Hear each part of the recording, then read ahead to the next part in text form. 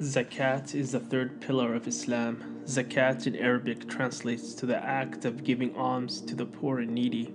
Offering zakat is a religious obligation for Muslims. In Islam, it is considered the duty of individuals with wealth to assist the poor and needy.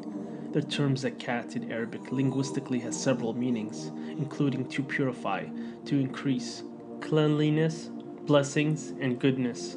Zakat means to purify because, according to the Islamic faith, one's wealth and property is not pure unless the owner shares a divinely appointed proportion of it with the people in need. The principle of zakat also purifies one's heart of greed and selfishness. Whereas the humanistic love of wealth is natural, zakat is intended to free Muslims from the excessive and all consuming love of money and greed, teaching self discipline in the process. Take, O Muhammad, from their wealth a charity by which you purify them and cause them increase, and invoke Allah's blessings upon them. Indeed, your invocations are reassurance for them, and Allah is hearing and knowing. Zakat also means growth and blessings, because if one were to give and help others in times of ease and difficulties, God will be pleased in return to increase and bless his wealth. In fact, Allah has promised the one who spends his wealth in support of his most important cause, charity, helping others, etc., will see his prosperity increase manifold. The example of those who spend their wealth in the way of Allah is like a seed of grain, which grows 7 spikes, and each spike is 100 grains, and Allah multiplies his reward for whom he wills, and Allah is all-encompassing and knowing. Additionally, our Prophet has stated the act of charity does not decrease wealth, rather it blesses, purifies, and ultimately increases one's fortune. There are 3 primary types of giving in Islam. 2 of these giving methods are mandatory, while one is highly recommended but not obligatory. The first obligatory act of giving is called Zakat al-Mal, which is the zakat given from one's saved wealth and liquid assets. The second obligatory zakat is called Zakat al-Fitr, which is a special type of zakat due at the end of the month of Ramadan, to be paid by the head of the household. The third type of giving in Islam is called Shadaqah, which is voluntary and can be given at any time on any amount. Sadaqah comes from an Arabic word meaning sincerity, as giving sadaqah or charity is a sign of sincere faith in God on the part of the person who bestows it. Sadaqah is described in the Holy Quran as a beautiful loan, which includes any act of charitable giving made as a gesture of love and generosity. Whether the act stands in the form of giving money or time, helping others, praying for someone, spreading knowledge, giving advice, forgiving someone, visiting the sick, or even smiling at someone. Zakat plays a major role and holds a high, commendable standard in Islam, to the extent that about 3 dozen verses in the Holy Quran links the mandatory prayers to charity. God describes the true believers as the ones that both pray their necessary prayers and give zakat. This proves the concept that zakat is the believer's most important obligation after the mandatory prayer. Indeed, those who believe and do righteous deeds and establish prayer and give zakat will have their reward with their Lord, and there will be no fear concerning them, nor will they grieve. All things belong to God, and God has given wealth to certain individuals so they can distribute resources to those that are not as fortunate. People are given wealth as a trust from God to distribute and benefit the ones in need. The true owner of all things is not man, but God, and we human beings are merely his trustees.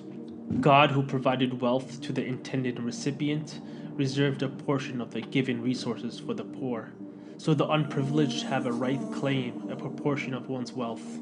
The concept of zakat, in essence, reminds Muslims that everything they possess belongs to the Almighty.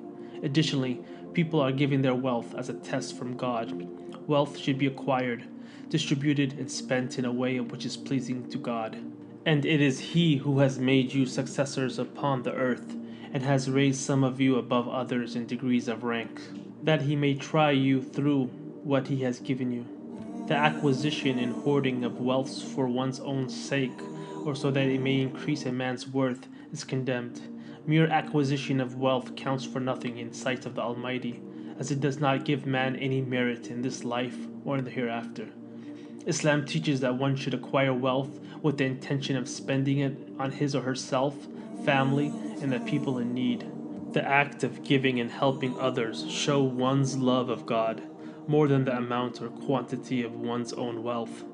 As they give to others, they donate funds they otherwise would have spent on themselves, doing so to please God the Almighty. Zakah is a sign of true belief and love in God. The ones who establish prayer, and from what we have provided them they spend, those are the believers, truly. For them are degrees of high position with their Lord, and forgiveness and noble provision. Zakah offers both humanitarian and socio-political benefits. It is designed by our Creator to reallocate and redistribute wealth in a society. Zakah establishes social justice, and if practiced collectively by a population, can lead a society to prosperity and security. Zakah helps to circulate wealth in a balanced way, stabilizing and equalizing the flow of money in a society, eliminating as it does the eternal cycle of poverty. Zakah is an interest-free financial strategy that could help prevent a society from undergoing an economic recession. Every Muslim who has wealth exceeding a specific minimum, a level known as nisab, and who maintains the wealth for more than one lunar year, is obligated to give zakah. Zakah is given on an annual basis based on the Islamic lunar calendar, and is not based on the Western calendar, which is 11 days longer than its counterpart. The nisab is the specific amount of wealth that a Muslim must possess before being required to pay zakah. One is obligated to pay zakah if what they possess is equal to or more than the equivalent to 3 ounces of gold, or its value in cash or trade goods. Zakah must be paid for gold and silver currency, cash, agricultural produce such as date farms, livestock, rent income, and business commodities such as inventory stock in a shop warehouse. Islam requires Muslims to pay an annual contribution of 2.5% of the wealth and liquid assets that they have accrued and held for over the course of one lunar year. Zakah is calculated on the person's earned net balance, the amount which remains after paying all the other necessary expenses. Zakah is not an income tax, rather the amount due is based on what a Muslim has saved and held for an entire year, and not on their income level. Zakah is not paid from the pool of funds used for debt repayment or for the necessary living expenses such as food, water, shelter, clothing, and transportation. The recipients of zakah are the poor, the needy individuals who will live in turmoil, those who have accumulated much debt, captives, the zakat administrators, and more recipients. Scholars state that the poor and the impoverished are the most important categories of people eligible to receive zakah. The purpose of zakah is to help those who cannot help themselves. Zakah can be given to an individual's extended family. However, one may not give this specific amount to parents or children, as one is already obligated to support them. When one gives zakah in this world, he or she is really helping themselves, as they are transferring needed goodwill from their worldly life to their afterlife, which is the best investment one can make. When one gives someone in need, he shouldn't think of the gesture as a favor. Rather, he is giving to God. The one giving is more in need of the beggar than the beggar is in need of him. Whereas the beggar is in need of only money, the giver is in need of the Almighty's forgiveness. Do they not know that it is Allah who accepts repentance from His servants and receives charities, and that it is Allah who is accepting of repentance, the merciful? The benefits of giving in charity are many and varied. Amongst the benefits is the pleasure that God expresses to the one who gives. Zakah is known to extinguish the wrath that Allah may hold for one who gives. Giving zakah also protects one from the punishment of the hellfire. The act of giving to the needy awakens the soul and initiates genuine concern and sympathy for the well-being of the unprivileged and others. It is recommended to give charity in secrecy to ensure that one is giving for the right, pure reason of pleasing God, and not to receive praise or to boast before others. Both acts would nullify the good deed. However, under certain circumstances, for instance, in the event that one has the intention to encourage others to donate in a similar manner, one may give zakah in public.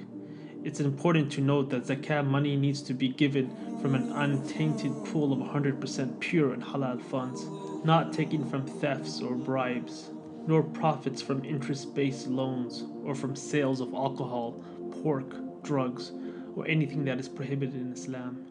God the Almighty is good and pure, and only accepts that which is good and pure. Our Prophet narrated, "Whoever guides another to a good deed will get a reward similar to the one who performs it." So please like, subscribe, and share this video. Assalamu alaikum.